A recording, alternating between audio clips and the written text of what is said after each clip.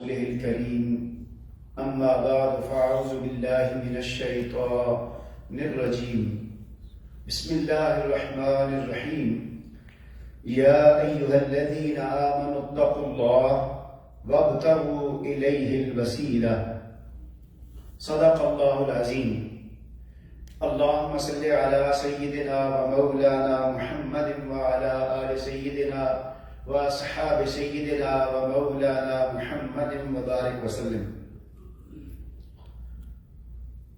نہایت ہی قابل صد احترام دوستو بزرگوں، اللہ تعالیٰ کے فضل و کرم سے آج ہم نے سورہ مائدہ کا کچھ حصہ سماعت کر لیا ہے، اور جو آیت کریمہ میں نے تلاوت کی ہے یہ سورہ المائدہ کی آیت نمبر 35 ہے۔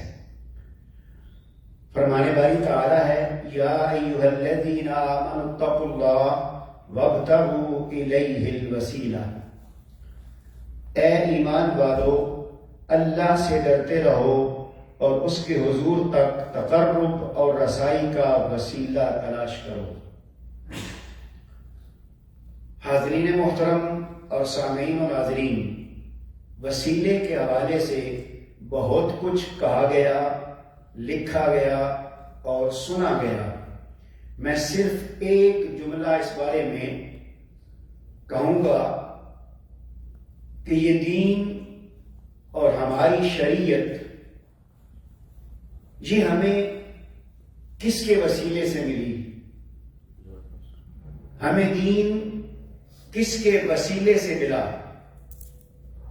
یہ دین جو کہ ہمیں حضور نبی کریم صلی اللہ علیہ وآلہ وسلم کے وسیلے سے ملا، یہ شریعت جو ہمیں آپ کے وسیلے سے ملی، کتنے افسوس کی بات ہے کہ ہم آج اسی دین میں، اسی شریعت میں یہ تلاش کرتے ہیں کہ حضور نبی کریم صلی اللہ علیہ وسلم کو وسیلہ بنانا جائز ہے یا کہ ناجائز ہے۔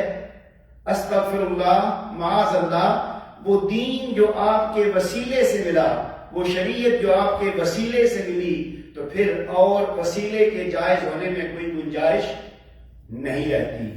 تو آقا کریم صلی اللہ علیہ وسلم سے بڑھ کر اور کوئی وسیلہ اس کائنات میں اللہ کی بارگاہ میں نہیں ہے۔ یعنی اللہ کریم تک رسائی کے لیے آقا کریم کا مقبول ترین وسیلہ ہے۔ مگر آج چونکہ 3 رمضان ہے، آج ہم ایک اور انداز سے دیکھتے ہیں کہ اللہ کی بارگاہ تک رسائی کے لیے وسیلہ حضور نبی کریم صلی اللہ علیہ وآلہ وسلم ہے۔ تو حضور نبی کریم صلی اللہ علیہ وسلم کی بارگاہ تک رسائی کے لیے، آقا کا قرب حاصل کرنے کے لیے، ان کی محبت پانے کے لیے، ان کی شفاعت حاصل کرنے کے لیے بھی کوئی وسیلہ ہے۔ جس طرح ایک شاعر نے کہا کہ خدا کی رضا چاہتے ہیں دو عالم، خدا چاہتا ہے رضائے محمد۔ اسی طرح ساری کائنات، سارے مومنین، سارے مسلمین حضور نبی کریم صلی اللہ علیہ وآلہ وسلم کی ذات سے محبت کرتے ہیں، آپ کی ذات تک رسائی چاہتے ہیں، تو کیا آقا کی ذات مبارکہ تک رسائی کے لیے کوئی ایسی ذات ہے جو ہمارے لیے وسیلہ بن سکے؟ معزز سامعین و ناظرین اور حاضرین محترم، اس میں کوئی شک نہیں، آپ ذرا توجہ سے یہ چیز ذہن نشین کر لیں کہ حضور نبی کریم صلی اللہ علیہ وسلم کی ذات مبارکہ تک رسائی کے لیے، ان تک قربت کے لیے جو وسیلہ ہے وہ سیدہ کائنات، سیدہ خاتون جنت سیدہ فاطمہ سلام اللہ علیہا ہیں۔ وہ کیسے؟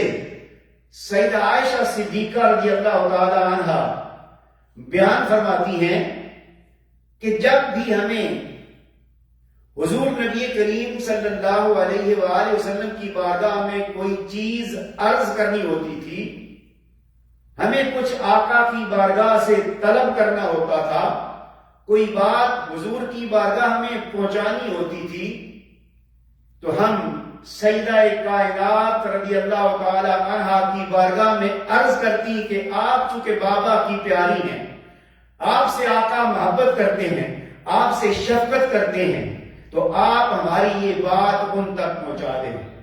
تو گویا سیدہ کائنات کا وسیلہ اختیار کرنا آقا کی ذات مبارکہ تک، یہ امہات المومنین کا طریقہ ہے، یہ امہات المومنین کی سنت ہے۔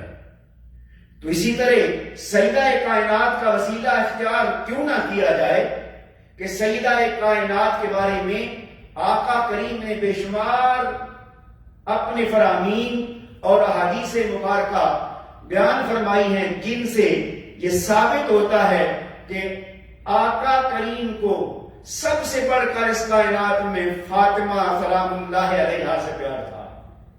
وہ آپ کے جگر کا ٹکڑا تھی، وہ آپ کے جگر کا گوشہ تھی، اس لیے آپ صبح و شام آپ کے پاس آتے تھے۔ اب اس کی ایک دلیل قبلہ حضور شیخ الاسلام نے بڑے اچھے انداز میں بیان فرمائی ہے، میں انہی کے کلمات آپ کے گوش گزار کرتا ہوں۔ قبلہ حضور شیخ الاسلام فرماتے ہیں کہ صحابہ اکرام سیدنا ابوبکر صدیق رضی اللہ تعالی عنہ سے لے کر صغار صحابہ اکرام تک، تمام تابعین، مجاہدین اسلام، تمام مومنین، مسلمین آج تک یہ کہتے ہیں فدا کا ابی و امی یا رسول اللہ۔ صحابہ بھی کہتے ہیں کہ یا رسول اللہ ہمارے ماں باپ آپ پر قربان ہوں، تابعین بھی کہتے ہیں یا رسول اللہ ہمارے ماں باپ آپ پر قربان ہوں، عام مومن بھی آج بھی کہتا ہے کہ آقا ہمارے ماں باپ آپ پر قربان ہوں، عام مسلمان بھی کہتا ہے کہ آقا ہمارے ماں باپ آپ پر قربان ہوں۔ تو پوری انسانیت آقا کی ذات مبارکہ پر قربان ہونے کا اعلان کرتی ہے، واسطے دیتی ہے۔ تو قربان جاؤں اس ہستی پر جس پر ہم سب قربان ہوتے ہیں۔ وہ کس پر قربان ہوتے ہیں؟ ہماری زبان سے نکلتا ہے فدا کا ابی و امی یا رسول اللہ، اور زبان مصطفیٰ صلی اللہ علیہ وسلم سے نکلتا ہے فدا کے ابی و امی یا فاطمہ۔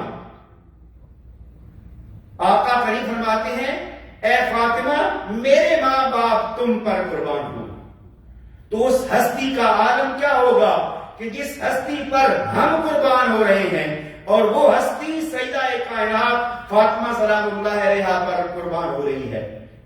آپ کے فضائل، آپ کے مقام و مرتبہ کا کوئی شخص اندازہ نہیں کر سکتا، اس دنیا میں بھی اور آخرت میں بھی۔ میں صرف ایک دو باتیں آپ کے گوش گزار کروں گا کہ سیدہ کائنات کی فضیلت اور عظمت تو یہ ہے کہ آقا کریم نے اس حد تک نوازا ہے، اس حد تک کرم فرمایا ہے، وہ مقام عطا فرمایا ہے کہ جو دنیا میں سیدہ حوا علیہ السلام سے لے کر آج تک کسی خاتون کو نصیب نہیں ہوا۔ بڑی بڑی خواتین، سیدہ حوا علیہ السلام پہلی ماں ہیں، اس کے بعد سیدہ عائشہ آسیہ، ان کا بہت بڑا مقام ہے، سیدہ مریم علیہ السلام کا بہت بڑا مقام ہے، سیدہ خدیجہ اور امہات المومنین سر کا تاج ہیں، سب کا بڑا مقام ہے۔ لیکن جو نسبت، جو مقام، جو درجہ، جو عظمت، جو رفعت آقا کریم نے سیدہ کائنات کو عطا فرمائی وہ کسی اور خاتون کو نہیں ملی، اور نہ مل سکتی ہے، نہ ایسی نسبت ہے۔ وہ کیا ہے کہ سیدہ کائنات اس کائنات میں وہ واحد خاتون ہیں کہ جن کے والد گرامی سید الانبیاء ہیں، جن کے شوہر سید الاولیاء ہیں، جو خود سیدۃ النساء ہیں، جن کے بیٹے جنت کے نوجوانوں کے سردار ہیں۔ آپ اپنی معلومات کے مطابق ذرا ذہن میں دوڑائیں کہ کیا کوئی ایسی خاتون، کوئی ایسی ہستی اس کائنات میں آئی ہے کہ جس کو اتنی فضیلتیں اور نسبتیں ملی ہوں۔ اب یہ چونکہ آقا کریم کے وسیلے سے ہمیں یہ دین ملا تھا، آقا کریم کے وسیلے سے شریعت ملی تھی، اور یہ دین اگر آج محفوظ ہے تو وہ سیدہ کائنات کے وسیلے سے محفوظ ہے کہ آپ کی آل اگر قربانیاں نہ دیتی تو یہ دین آج محفوظ نہ ہوتا، کیونکہ آپ کی آل کا فضل ہے کہ آپ کے سیدنا امام علی مقام سیدنا امام حسین علیہ السلام نے کربلا میں قربانی دے کر اس دین کو بچا لیا، اور اس کے بعد بھی سادات کی تاریخ رقم ہے، کتنے ایسے سادات آئے ہیں جنہوں نے دین کے لیے اپنی جانیں قربان کی ہیں۔ تو آج اگر دین زندہ ہے تو وہ نسل فاطمہ کی وجہ سے زندہ ہے، آپ کے نسل کی وجہ سے زندہ ہے۔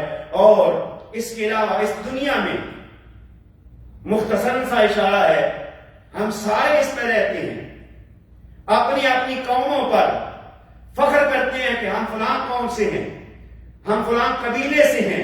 تو مجھے بتائیں کہ اس کائنات میں آج بھی سادات سے افضل کوئی ہے یا کوئی ہو سکتا ہے؟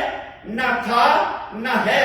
قیامت تک یہ فضیلت اگر رہے گی تو یہ آل سیدہ فاطمہ الزہرا کا نصیب ہے اور ان کا مقدر ہے، انہی کے حصے میں رہے گی۔ دوستو بزرگوں، سیدہ کائنات کا مقام و مرتبہ یہاں تو یہ ہے، اس میں کوئی شک نہیں ہے۔ میں آخری بات کہ اللہ کریم بڑا غفور رحیم ہے، اس کو اپنے حبیب مکرم سے بہت پیار ہے، اس نے بڑی عظمتیں دی ہیں اور ان کی بیٹی سیدہ فاطمہ کو عظمت دی ہے۔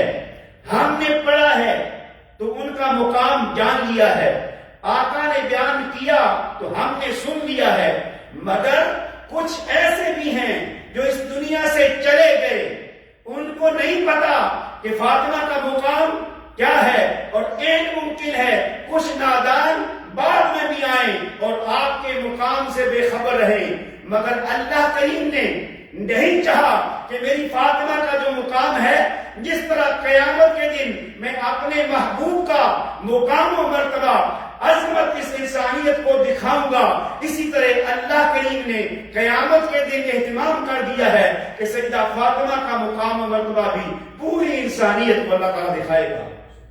وہ کیسے؟ کہ قیامت بپا ہوگی، حشر بپا ہوگا، لوگ اس میدان حشر میں جمع ہوں گے، اچانک آواز آئے گی۔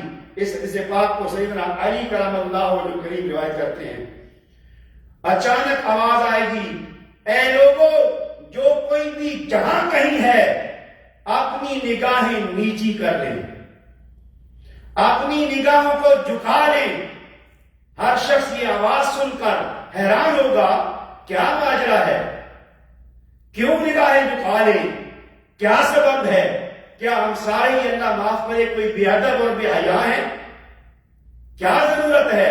لیکن جب صدا آئے گی کہ ہر شخص اپنی نگاہوں کو نیچا کر لے، پوچھنے پر اعلان ہوگا، کیونکہ سید الانبیاء سلام علیہ المرسلین اور سید المرسلین خاتم النبیین کی صاحبزادی سیدہ خاتون جنت فاطمہ سلام اللہ علیہ کی سواری کا گزر ہو رہا ہے، لہذا تمام لوگ نگاہیں جھکا لیں۔ دوست بزرگوں، حدیث کے الفاظ ہیں کہ آپ نے سبز چادر اوڑھی ہوئی ہوگی، آپ پردے میں ہوں گی، مگر آرڈر یہ ہوگا، امر یہ ہوگا، حکم یہ ہوگا کہ ان کی سواری کو دیکھنے کی بھی اجازت نہیں ہے۔ تو جس ہستی کا مقام اور مرتبہ یہ ہے کہ جہاں بھی ان کی نسل کی وجہ سے دین قائم ہے اور ان کی سادات، ان کی اولاد کا مرتبہ زیادہ ہے، اور قیامت کے دن بھی ان کا ہی اظہار کیا جائے گا۔ اللہ تعالی ہمیں آپ کی ذات مبارکہ سے اور آپ کی آل اولاد کے ساتھ تعلق رکھنے کی توفیق عطا فرمائے، اور آپ کی سیرت پر ماہ رمضان میں عبادت کا ذوق عطا فرمائے۔ وما علینا الا البلاغ المبین۔